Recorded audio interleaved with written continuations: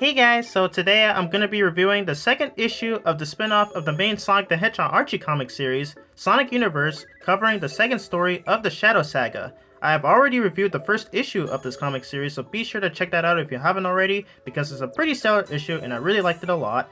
So yeah, let's start off by talking about the cover of this issue. So the comic cover for this looks really nice. It features Shadow, Sonic, and Rouge as the two hedgehogs are prepared to take evasive action while Rouge has a surprised look on her face, as the security lasers are all aimed directly at them.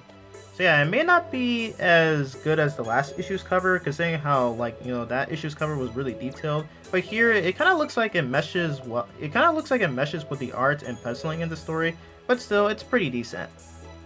The story itself starts off with a scene which is literally a reference to one of the most infamous cutscenes from Sonic Adventure 2, and they even say the lines from said game, so I guess I'll just let this part speak for itself. I found you, Faker. Faker? I think you're the fake hedgehog around here. You're comparing yourself to me? Ha! You're not even good enough to be my fake. I'll make you eat those words. So after that amazing callback right there, Rouge contacts Shadow saying that she had gotten 6 Chaos Emeralds somehow. And then we cut to the present where Sonic wakes up in a camp that's located in New Megalopolis, possibly the spiritual successor to Robotropolis, and he is met by none other than the ultimate lifeform himself. Wake up, Blue Hedgehog. We need to talk. Shadow, you already know his name. There's literally no reason to keep calling a Blue Hedgehog. That makes no sense.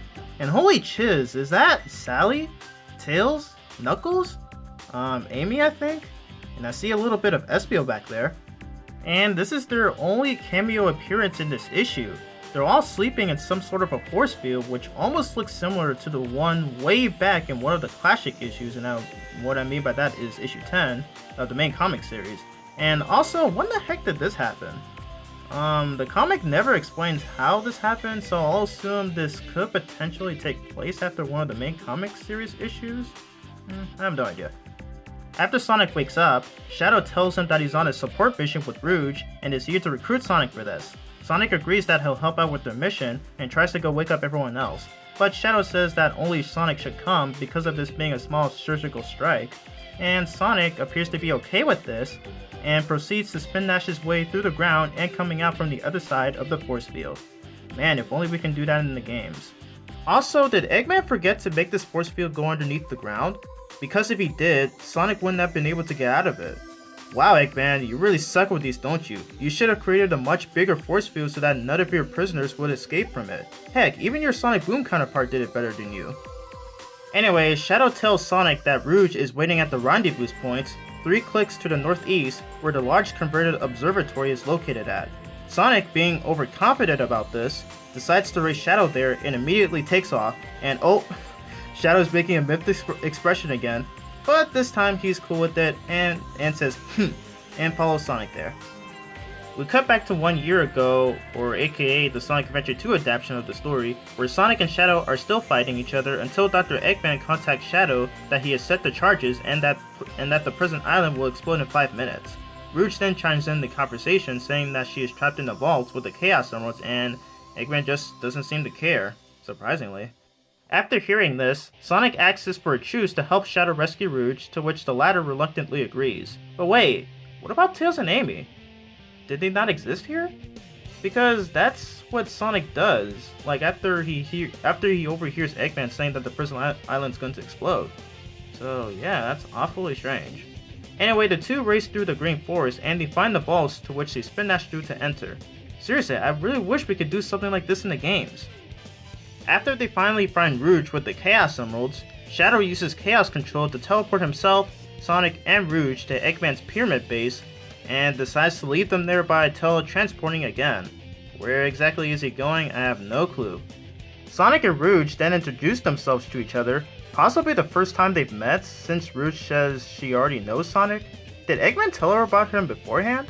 I wonder if that's ever explained in the comic prior to this. Also, this might sound like a weird thing to say, but why does Sonic look like he's flirting with Rouge in this panel? Especially since he's holding her hand? Huh, I guess back when I first read this in 2011, this part actually made me ship these two for the first time. Saw Rouge, anybody? Anyways, Sonic suggests that they should complain to that guy's manager, and Rouge seems to know how to get him in charge, and yes, they are indeed referring to Eggman. We cut back to the present where Sonic is having a conversation with Rouge about the Doom Laser's capabilities while they wait for Shadow. It's said that the Doom Laser will vaporize Sonic's camp, the force field, and even including half of the Egg Dome itself, which makes Sonic believe that it's a bit over the top for Eggman to build something so powerful that could ultimately destroy parts of his base. Then Shadow finally shows up and makes a statement that Eggman is losing his last hold on reality and says this is one more evidence they will find out about, but Sonic doesn't believe him and Shadow doesn't seem to care and says he shouldn't underestimate Eggman's next plan for him. Rouge then stops them from psychoanalyzing the evil doctor and they all start crashing through the observatory. Sonic and Shadow start taking out the security lasers in order to keep Rouge safe from them. In the past, we see Sonic hiding from a Gamma Bot, asking Rouge if she has found the key yet. So it looks like here, Sonic is in Pyramid Cave while Rouge is in the Egg Quarters. It's actually quite a cool interpretation from SA2. We're back to the present again, where Rouge accidentally triggered the self-destruct mode on the console she tries to hack, therefore unable to stop the cannon. We then get two panels of the past where Sonic and Rouge are using the space shuttle to get to the space colony Ark. And then back to the present, where the cannon cannot be stopped quietly or cleanly. Shadow attempts to use a Chaos Spear while Sonic uses his spin attack on the cannon, but neither of those were effectual. Rouge then suggests that they might have a chance of breaking the coupling locks within the cannon so that they'll be able to throw off the shot's angle. Back in the past, again, where it sees Sonic and Shadow racing towards the Eclipse Cannon in a narrow strip outside the Ark as they fight each other one last time, with it ending with Shadow easily attacking Sonic with a Chaos Spear. Then after, Rouge tells him that she found the video that she wants him to see. We cut back to the present, where Rouge gives the Hedgehogs a lift so they can hit the cannon's bracing, dislodging them, but they end up inadvertently making it fall at the perfect, although inconvenient, right angle to fire. Of course, a plan like this always has to backfire. And back to the past again, where the Bio-Lizard appears, which teleports itself on the Ark, pulling it towards Mobius. Shadow says, "Was that Chaos Control?" You know, I remember he asked if that's what Chaos Control is, and yeah, that line did not make any sense there, and it was definitely out of place. At least this comic corrects that, thank goodness. After hearing that the Ark will crash into Mobius, Shadow begins to worry and believes he has failed Maria. However, Sonic says it's not too late, because they have 7 Chaos Emeralds which are all lazily colored green for some reason, and they transform into their super forms. As they fight the final hazard, Sonic actually says this: "Hey Ugly, that's my planet, no touchy." What the heck is that supposed to mean? This literally sounds like something Goku would say in Dragon Ball Z Abridged. You know, the first time I read this part, I literally died from laughter. I have no idea what he means by that, but I gotta say, that was really funny. We also get another panel with no dialogue, just the fighting. Honestly, this is actually one of my favorite parts of this issue. In the present, Shadow removes his inhibitor rings, hoping to get enough power to divert the laser. He transforms himself into Chaos Shadow, which he has a fiery-like aura, and he then blasts the crap out of the laser by using Chaos Control. The comic cuts back to the past for the final time, finally, where Sonic and Shadow put an end to the final hazard by teleporting the Ark into orbit with Chaos Control, but Shadow ends up losing energy and falls down to the planet. We get a similar scene in the next panel, the present, where Shadow is saved at the last second by Sonic, who says, "We aren't going through that again." Oh, thank goodness for this. Imagine if he actually saved Shadow in Adventure 2. Shadow would have survived there, but instead he was rescued by Eggman and one of his robots, because that's actually explained in the Shadow the Hedgehog final boss fight, where you have to wait 8 or 9 minutes, which probably nobody would ever think to do, but yeah, that's how it happened. After they succeeded with their mission, Shadow tells Sonic to rest up before his big fight with Eggman. He also owes Sonic for helping him and Rouge with their mission, and chooses to stand aside and leave Eggman's fight to Sonic, and wishes him luck by shaking hands with them. Ooh, looks like Blaze was right about Shadow being friends with Sonic, as she stated in the last issue. After they watch Sonic leave, Rouge comments that Shadow and Sonic's relationship has come pretty far, meaning that their relationship is better than it used to be, but Shadow replies by saying Sonic only has his respects, and Rouge is pretty doubtful about it. Yeah, I think I'm with Rouge on this one because she's not wrong. And Shadow, you said last issue that you suppose you're one of Sonic's friends. Make up your darn mind, Edgy the Hedgy. The comic ends with some narration here. Shadow's not done with Dr. Robotnik's weapons yet.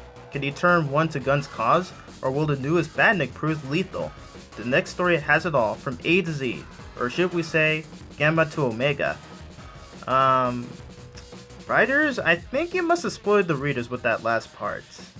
So that's the end of the story, and it was okay. I like that Shadow recruited Sonic for his mission given by the gun commander, Sonic interacting with Rouge, especially in this part right here where it seemed like a Son-Ooge moment, and the callback to everyone's favorite cutscene from Sonic Adventure 2.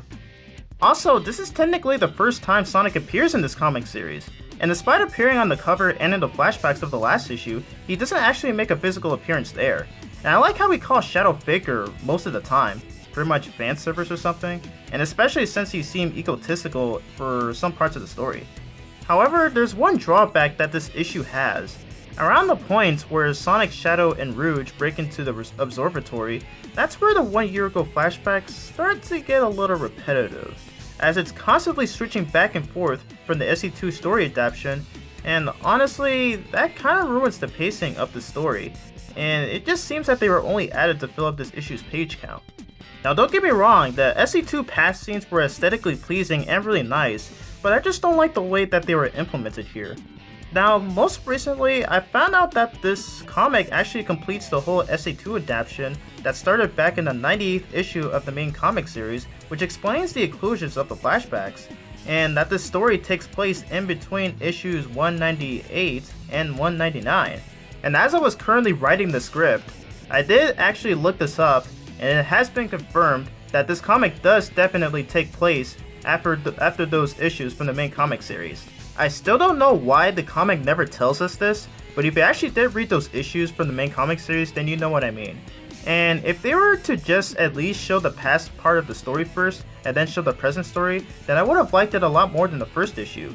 They could have shown Super Sonic and Super Shadow's battle being the only flashback part of the present story, since I do think the reenactment of Shadow almost falling to his death was one of the good parts of the story.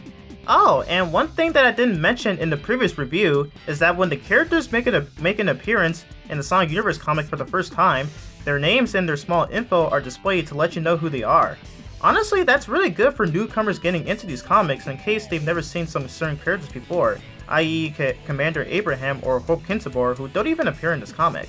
The writer of the story, Ian Flynn, did do a good job with the story at the very least, well, plot-wise for the most part. Once again, I still like the artwork of the story, which was done by Tracy Hardley and Jim Amash, I hope I pronounced that right. They also did an extra job as well, and it totally messes well with the main comic series that was still going on at the time of this issue's release. And with all that, this concludes my comic review on Sonic Universe Issue 2. I really hope you enjoyed this video, and if you did, make sure to leave a like, comment, and hit that subscribe button if you enjoy the content on my channel. My next comic review will be Sonic Universe Issue 3, but that will not be coming out anytime soon because I will be taking a break from YouTube because of some stuff I have to take care of, like being prepared for school and everything. So yeah, and also be sure to follow me on Twitter for updates, and yep, that's pretty much everything I have to say in this video. I hope you all are having an amazing day, and I will see you guys next time. So peace out, and take care.